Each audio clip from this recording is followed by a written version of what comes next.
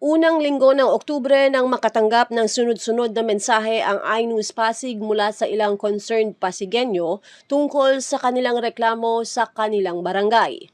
Nagrereklamo na ang mga kabataan ng Barangay Santa Cruz ay hindi pinapagamit ng kanilang basketball court. May ilan na nagsabi na nakakandado daw ito at ayaw ipagamit ng kapitana ng nasabing barangay na si Remy Reyes. Nakarating na din ito sa 11 sangguniang panglungsod na nakatanggap ng mga hinaing mula sa mga residente at iba pang opisyales ng Santa Cruz. Maaalala na noong Setyembre ay inihandog ang naturang renovated basketball court ng FIBA Secretary General Zach Liz at Samahan ng Basketball ng Pilipinas President Panlilio. Dahil dito, nakiusap na maging si Vice Mayor Dodo Jaworski Jr. na buksan at payagang maglaro ang mga kabataan. Narinig ko na yung issue niyan, pero ang alam ko, akala ko na yan ay pinapagamit. Hindi pa pala pinapagamit hanggang ngayon. Ngayon, again, mayroon pong pumasok na isang private institution under the name po ng FIBA. But FIBA, bilang mag-donate ng pintura, wala silang control, operational or otherwise, dyan sa ating basketball court. At wala po sa kahit anong memorandum na nagta-turnover dahil bawal po yan. Yan ay isang government, public property at karapatan ng mamayan ng Santa Cruz magamit yan.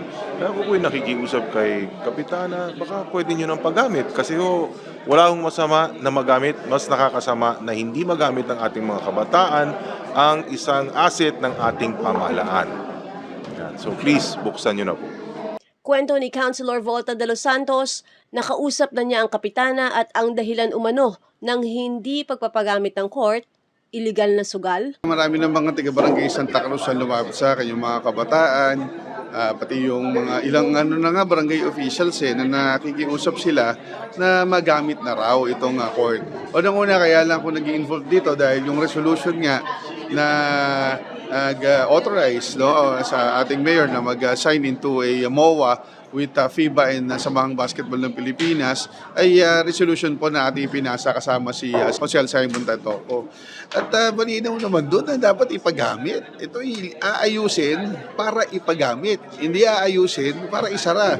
So, sumulat na naman po ako sila. Nakausap ko naman din sila ng personal. Pero sumulat sila para sinasabi nila, inasa kanila naman po. Totoo naman. Sa patungkulan po nila at nakapangyarihan na ipagamit o hindi. Ang tinatanong lang po natin ay kung hanggang kailan ba nila talaga isasara to dahil sa pagkakaintindi ko sa kanilang sulat hindi pa rin talaga bubuksan at titingnan muna daw nila kung kailan dahil meron daw issue ng sugal. Kung yun ang issue, yung mga nagsusugal dapat ang pigilan, hindi yung pagbabasketball. Napakalinaw, kaya nagulat ako dun sa kanilang sulat, kaya nire-refer po natin ito sa PNP, at kaya siguro after ito ay kailangan mag-conduct dahil sa kanila naman po nanggaling, ano po ang naging aksyon ng barangay dito sa kung meron man talagang sugal, no? Nataon lang din sa akin pa rin sa peace and order. Lumapit din po sa atin ang SK, gusto nilang makapagpaliga. Huling na naman nila to, taon para makapagpaliga. Malinaw naman, pwede ituloy ito kung nasa programa na naman talaga ang pagpapaliga. Ang kailangan lang naman magpaalam, magpa-notify sa COMELEC. Kaya ngayon, ang dami pong ongoing na liga. No? Ang Barangay Santo Tomas, congratulations po lang, may singit ko kahapon. Napaka-successful ng kanilang opening ceremony ng kanilang liga. Ang sumilang, ang ganda rin, tuloy-tuloy din yung kanilang liga. So, sa kanilang din naman nanggaling to, baka raw magamit sa politika.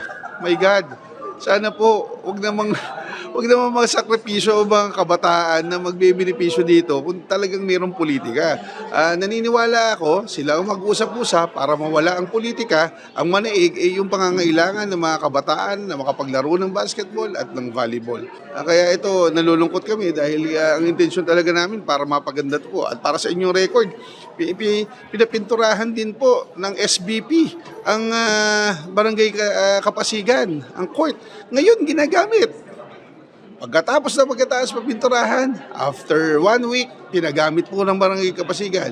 On record, ngayon po, papipinturahan din po ng SBP ang bagong ilog. I'm sure, hindi rin po ipapasarado ng bagong ilog. So, nakakahiya naman po sa FIBA at SBP, tumulong na lang sila. Ngayon, diba, papatuloy kayo, mapasasama po sila sa issue. Kasi kapag hindi po ito pinabuksan talaga, gagawa po kami talaga ng aksyon para po mapagamit ito sa mga kabataan. Ito po ay pagmamayari ng taong bayan. Saan kasi sila maglalaro? Di ba po? O meron tayong sa Barangay Santa Cruz, meron tayong court dun sa looban. Pero sayang naman, covered court, napakaganda. Naniniwala ako kahit itanongin at tawagan po natin ng SBP ngayon, tawagan natin ng FIBA, ang intention po nila, kaya po ito pagandahin para maganda po ang paglaruan. Take note, maganda po ang paglaruan ng mga kabataan. So, ako naman po wala akong magkaibigan naman kami ni Kapremy at ginagalang ko po si Kapremy. Kaya dinaan ko sa sulat, dinaan ko po sa aming usapan, nag-kausap kami sa aming tanggapan. Pero yung sa letter po na yun, ay sinasagot ko lang din po. Hindi po tama dahil sa sugal daw. Take note ko ulit.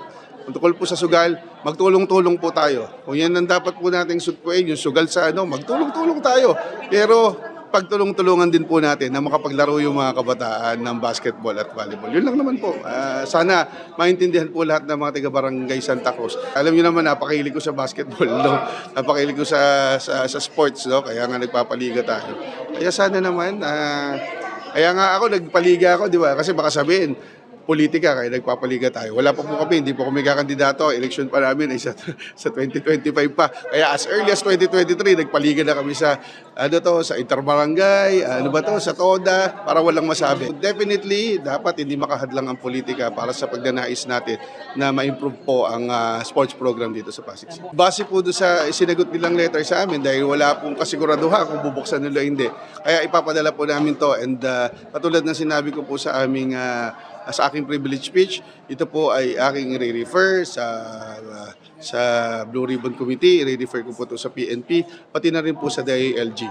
Para sila po ang magkomento kung tama po ba na ipasarado to, tama po ba ang pagkakaintindi nito na 3 taon kailangan napakalinis at napakakinis ng pasensya na po, idada ko na lang sa biro kasi marami na rin naman po tayong natulungan papinturahan yung court, pero this is the first time na nangyari po ito na hindi po allegation pa lang naman yan, no? Na hindi po magamit, pero pinakuhaan ko po yung court hanggang ngayon nakakandado, so definitely hindi pa rin po nagagamit. Bukas ang iNews Pasig para sa pahayag ng barangay. Ako si Luan Peñano para sa latest ng iNews Pasig.